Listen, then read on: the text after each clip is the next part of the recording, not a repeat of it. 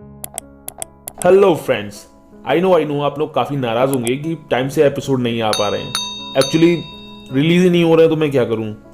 अब जैसे रिलीज़ होते जा रहे हैं मैं अपलोड करता जा रहा हूं। ओके, खैर तो हम अपना एपिसोड स्टार्ट करते हैं। एपिसोड के लास्ट में हमने देखा था कि वूजो ने अपना मजाक उड़ाने वालों की बोलती बंद कर दी थी क्योंकि वो वूजो के इवेंट में आने पर उसे ह्यूमिलेट कर रहे थे।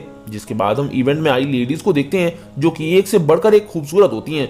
और इस कल्चरल इवेंट में इतनी सारी लेडीज को देखकर तो वूजो के मन में लालच आने लगता है और उसका चेहरा खुशी से लाल हो जाता है। जिसके बाद हम समझ पाते हैं कि जिग्जिया एकेडमी के कल्चरल इवेंट में आने के लिए इतने सारे लोग उतावले क्यों रहते हैं। बट रियल खूबसूरती की बात की जाए तो वो वूजो के लिए उसकी डार्लिंग वाइफ कोई मोह बेस्ट है। वूजो ये सब देखकर एंजॉय कर ही रहा होता है कि वहां पर यूफेंग आ जाता है और वो उसे लड़की पटाने के लिए कुछ समझदारों जैसे एक्ट करने को कहता है, वरना उसे कोई भी लड़की घास नहीं डालेगी। इस पर वो कहता है कि ऐसा कुछ नहीं है, अगर तुम लड़कियों को सच में पटाना चाहते हो तो तुम्हें कुछ अलग और कुछ हटके करना चाहिए। अगर हर कोई एक जैसा ही एक्ट करने लगेगा तो फिर सफलता नहीं मिल पाएगी किसी को भी। अब ये सुनकर यूफेंग वूजो को इसके बारे में उसे और सिखाने को कहता है। ये सुनकर वूजो सोचने लगता है कि ये तो मुझसे ही लड़की पटाने का कंपटीशन करने की कोशिश कर रहा है। फिर वो इसके लिए रेडी हो जाता है और सामने से आ रही दो गर्ल्स की तरफ इशारा करते हुए पूछता है कि तुम्हें इनमें से कौन सी सबसे ज्यादा पसंद है। तो यूफेंग ब्लू ड्रेस वाली लड़की की तरफ पॉइंट करता है। इस पर वूजो उसे ध्यान से सुनने को कहता है क्योंकि अब वो उसे वन शॉट वन किल वाला मेथड सिखाने वाला था। जिसके बाद वो बताता है कि अगर तुम्हें सच में लड़की पटानी है तो सबसे पहले उनका ध्यान अपनी ओर फोकस करना होगा और जब वो तुम पर फोकस करने लगे तो बस उन्हें थोड़ी सी अटेंशन दे दो, जिसके बाद तुम्हारा काम हो जाएगा। इसी के साथ वो उसे कुछ और ट्रिक्स भी बताता है। यूफेंग को ये सारी ट्रिक्स अमेजिंग लगती है। जिसके बाद वूजो उसे एक बुक देते हुए कहता है कि ये बुक लो, और ये मैंने तब लिखी थी जब मैं काफी यंग था। और इस बुक को उसे खुद से पढ़ने को कहता है और किसी के साथ शेयर करने को भी मना कर देता है। इस बुक को देखकर यूफेंग को ये किसी ट्रेजर से कम नहीं लगती है। इस पर वो बताता है कि ये तो बस बेसिक्स है और जब तुम एक बार इंप्रूव हो जाओगे तब मैं तुम्हें और भी ज्यादा अच्छी ट्रिक्स वाली बुक दूंगा। अब वूजो की इतनी नॉलेज और इतनी स्किल्स को देखकर यूफेंग अब उसकी और ज्यादा इज्जत करने लगता है क्योंकि अब यूफेंग के लिए जो व्यक्ति उसके सामने खड़ा था वो अब लीना सिटी के हंसी का पात्र नहीं था। इसके बजाय अब उसे वूजो एक मिस्टीरियस और अमेजिंग इंसान लगता है जो कि इस पूरी दुनिया में बिल्कुल अकेला है। और फिर वो सोचता है कि आखिर किसने एक्सपेक्ट किया था कि ब्रदर जू इतने मिस्टीरियस होंगे और इन्हें कोई भी इसीलिए नहीं समझ सकता है। और अब वो वूजो को अभी से अपना स्पिरिचुअल मेंटोर मान लेता है और उसे गाइडेंस के लिए अपना शुक्रिया अदा करते हुए कहता है कि इस नॉलेज से मैं खुद को जल्द से जल्द इंप्रूव कर लूंगा।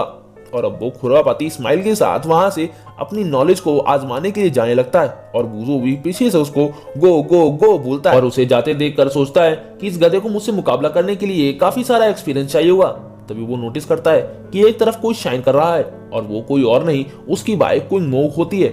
उसे देखकर वो इतना खुश हो जाता है कि दूर से ही चिल्लाने लगता है, माई वाइफ मैं यहाँ हूँ, मैंने तुम्हें ढूंढ ही लिया, और उसके पास जाने लगता है। बट जैसे ही वो कोई मोह को कुंसी से उसके लिए माफी मांगते हुए सुनता है तो वो वहीं रुक जाता है और उनकी बातें सुनने लगता है। जिस पर कुंसी कह रही होती है कि आज मैं यहाँ तुमसे पर्सनली इसी मैटर पर मिलने के लिए आई हूँ और कहती है कि वूजो के बिहेवियर के लिए मैं तुम्हें ब्लेम नहीं कर रही हूँ बट मैं तुम्हारे लिए बहुत सॉरी फील कर रही हूँ। जिसके बाद वो कुंमो से कहती है कि तुम वूजो से ब्रेकअप क्यों नहीं कर लेती हो, यानी कि उससे शादी क्यों नहीं तोड़ देती हो।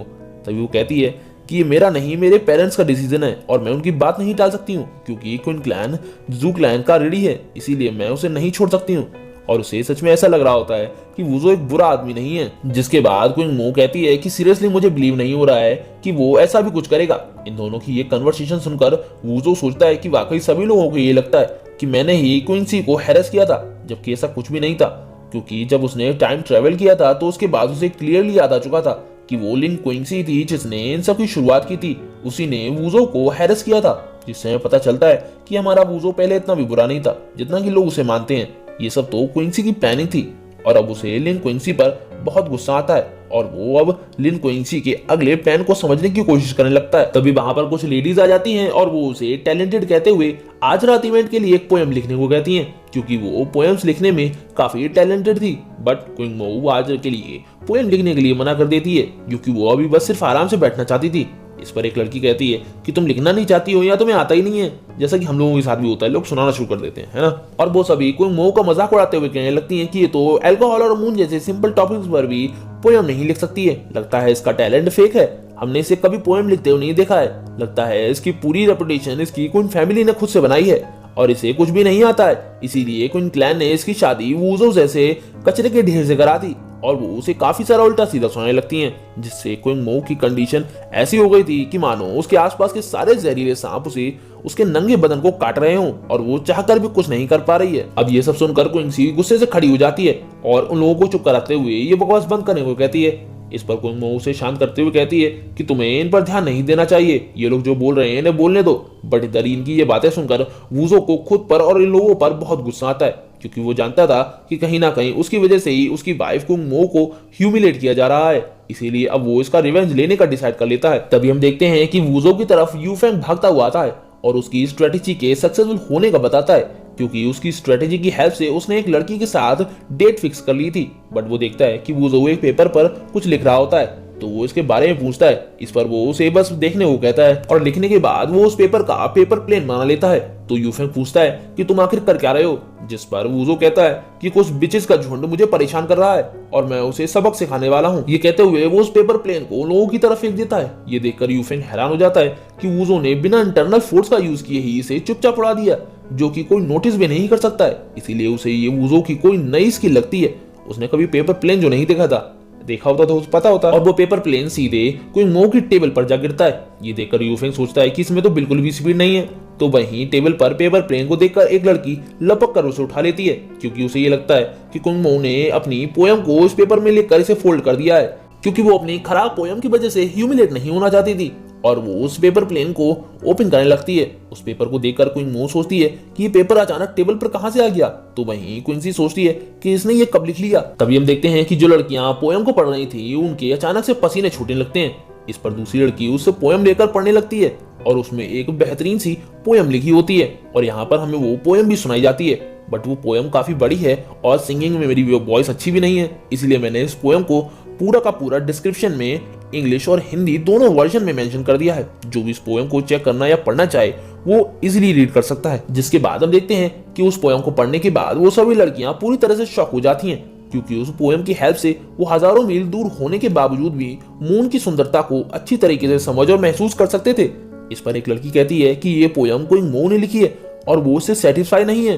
तो दूसरी कहती है कि हमने अभी अभी उसे टैलेंट को फेक कहा था, क्योंकि वो समझ जाती हैं कि अब वो उसके सामने टिक नहीं पाएंगी, वो उसके सामने कुछ भी नहीं है। और जिग्जिया एकेडमी के स्कॉलर्स भी कुंग मो के साथ कंपटीशन करें तो वो दोनों ही इक्वल होंगे। और अब वो सभी लड़कियां कुंग मो को तिरछी नजर से देखने लगती हैं। ये देखकर ऐसा लगता है कि वो कुछ करने वाली हैं। और इसी के साथ हमारा आज का ये एपिसोड यहीं खत्म होता है। वीडियो पसंद आई हो तो लाइक शेयर और कमेंट करना ना भूलें। Thanks for watching.